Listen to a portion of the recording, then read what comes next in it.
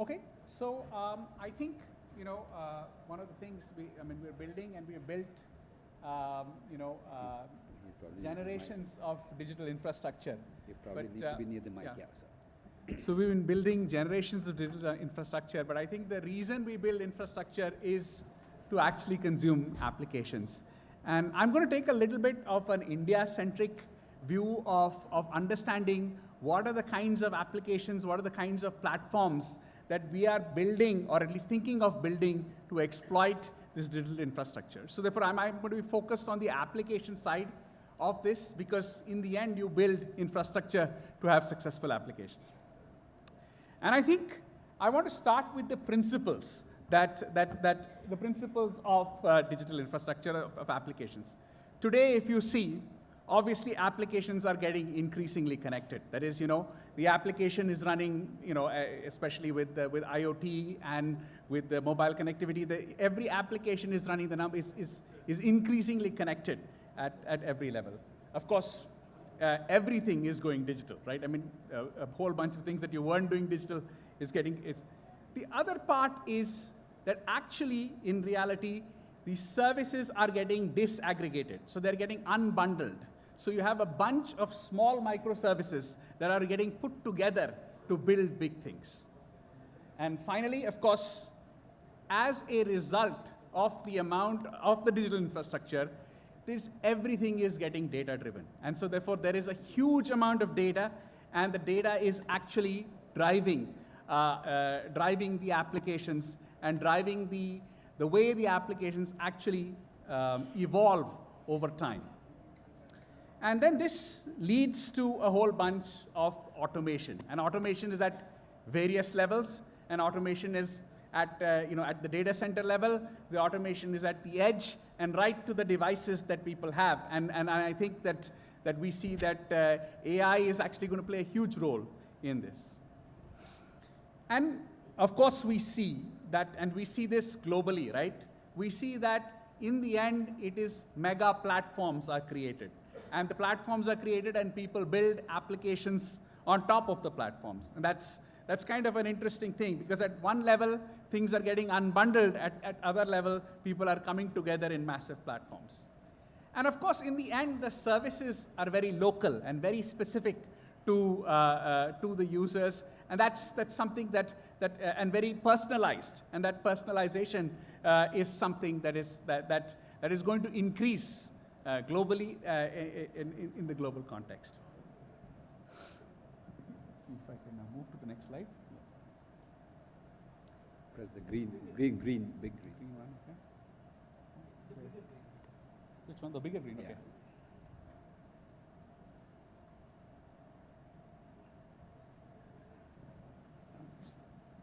Let's see. Yeah, it should work. Okay. I had to point there. Okay, so you had to point I missed this. Okay, I missed the slide there. Okay, so then let's kind of try and talk about this little bit in the context of the things that we are doing in India. I don't know whether many of you have heard of India Stack, and I'd like to just talk a little bit of the kind of platform thinking we've been doing in India to actually build applications for a next generation of digital infrastructure. I mean, obviously, at the very bottom of the infrastructure is the mobile phone. The smartphone, as is really the heart of the personalized device that people have. The internet and the cloud. I mean, I think that's really the starting point. But based on top of this base digital infrastructure, India has built a bunch of platforms that are actually going to, I think, make India a very significant player in the application side of digital infrastructure. And at the base of this entire thing is Aadhaar. And Aadhaar, I mean, I think, I'm assuming that everybody here has an Aadhaar. Aadhaar has actually got, today, we have 1.25 billion people on this platform, okay? And not just 1.25 billion people on this platform, and to put people on this platform, to actually enroll people onto this platform, at the peak, we actually did 12,000 trillion biometric deduplications. Okay, just to give you an idea, this is technologically what kind of scale we are talking about. There's nothing like this anywhere in the world. And today, we actually do 6 crore authentications every day at a 200 millisecond latency. And this can actually increase orders of magnitude depending upon the applications and easy use cases. And of course, in addition to Aadhaar authentication, you also have KYC. And that's again something which is a method by which people's identity can be established in a quick electronic method, which allows basically applications to reduce costs and improved experiences. But on top of this, there's a number of other platforms that people may or may not have heard. Of course, there is the payment platform, UPI. I think everybody has probably heard of UPI. UPI, again, is a rocket ship in terms of the number of transactions that take place, payment transactions that take place on top of UPI. It already has crossed the total credit card and debit card transactions in the country today. UPI exceeds that just in a period of a couple of years. The other thing which is based upon another platform that has been coming at a national scale is what is known as the e-sign platform, which is by which you can electronically, digitally sign using your Aadhaar actually documents. And this is something which is not as extensively used, but it is something which is actually used in a number of places to actually help sign documents using that. And I think one of the most important parts in there is actually the consent framework. Okay, so one of the things that's very, very important here is that, you know, with all this data coming into play, the question is, who is the owner of this data?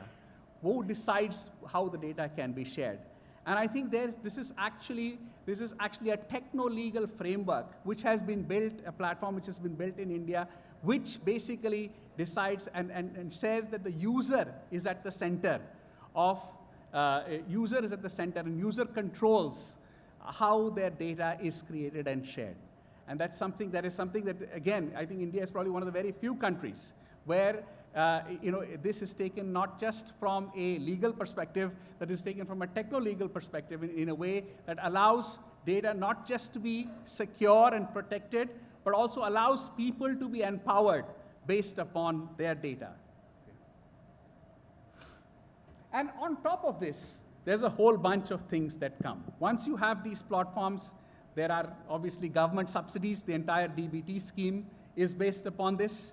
There's a whole bunch of banking and investment and credit applications that can be built on these platforms. There is a goal of building skilling and education platforms on this. And there's a whole bunch of, there's health platforms. And so therefore, we'll talk about some of those platforms that are built on top of this infrastructure that's created. And I think that you may have heard of some of these platforms, and some you may not have. For example, at the bottom there, we have the GSTN platform. The GSTN platform has today has more than 10 million businesses on GSTN. We basically reconcile more than 1 billion invoices a month on the GSTN platform. There is this whole, I don't know if you've heard of the electronic toll collection, the FASTag platform, which has actually more than 375 automated toll points with 17 million transactions a month going on there. There is the platform for bill payment, which again is also being rolled out, where basically you can pay more than 1 billion bills are paid a month on this BPPS platform. And there are some more newer platforms which actually haven't been rolled out, but are being thought about. And there is the National Health Stack, where the goal is to actually, this is the digital platform on which the Ayushman Bharat scheme will work. So therefore, there's a whole bunch of things about how to streamline insurance, how to streamline, understand, personal health records, and all of those things. So that's based on the National Health Stack. Diksha is actually an education platform, which is actually converting, basically moving our textbooks moving textbooks from being purely paper things to actually becoming an interactive learning experience. And Digital Sky is actually a technological platform which actually controls which regulates the flying of drones. So there's a whole bunch of platforms that are being developed here in India based and which will take advantage and require this new digital infrastructure that is being created. And I think not just because in the end, you see, the digital infrastructure is created for creating value and value to the citizens of this country. And we believe that we are building certain unique platforms that no other nation in the world is doing. And I think that it will make us one of the digitally advanced countries in the world, these steps which we are taking. So I think, as a result, I think that, and already we are saying, I mean, I don't know whether you know that today some of the top watched YouTube channels in the country are all Indian TV channels. So therefore, I think already the consumption of data in the country is dramatically rising. And I think the fact is that when you have the right kinds of platforms and you have a bunch of signals, that India will move from being a data poor country to an extremely data rich country. And we have to take this data and use it to provide, not just provide services to the people, but also empower the people to be able to access services that they otherwise would not be able to do. And I think one of the core in this is actually the use of machine learning and AI. And I think that is really a way by which we can understand and use new kinds of signals to understand that from people's usage of data as to how they can be empowered to get additional services. And I think this thing that with using all the things we're talking about with commerce, with payments, with paperless processes, we imagine that every single government process should be not just paperless, it should be presence-less, and it should be cashless. So you need to use, if you can, and I think this is true for any kind of service, but I think that both public and private services, and if we actually make the goal of all working towards making that happen, that would be a great use of the improvements in our digital infrastructure. And then finally, I mean, this is a little bit of a technical slide, but in the end, there is going to be a lot of data. And I think data protection, and I think that starting with, India has put out a data protection bill, which is inspired in certain cases by the European GDPR, but we have gone beyond that. It is not just about data protection and data privacy. It is also about data empowerment. That if I basically have a digital exhaust for any activity I do, that should qualify me for getting various kinds of services. I mean, fundamentally, we are a low trust economy. A large number of people can't get access to credit, can't get access to services because there is no trust in the system. So therefore, we have to use this to build a digital trust in the system. And the way we do that, though, is we do that with basically an architecture where we are basically putting the user, the resident, at the center to control the data and actually create a legal framework by which data can move from a data producer to a data consumer so that the resident can get services. And again, this legal infrastructure is very, very important because data is going to be there. There is going to be more data. We have to figure out what is the legal framework. That is, there is, of course, security. Security is a separate topic. We'll talk about security. We're talking about the legal framework to protect the privacy and so that people can benefit from their data while at the same time being in control of their data. So I think that's probably, I'll limit my talks to that. So thank you. Thank you, Vivek.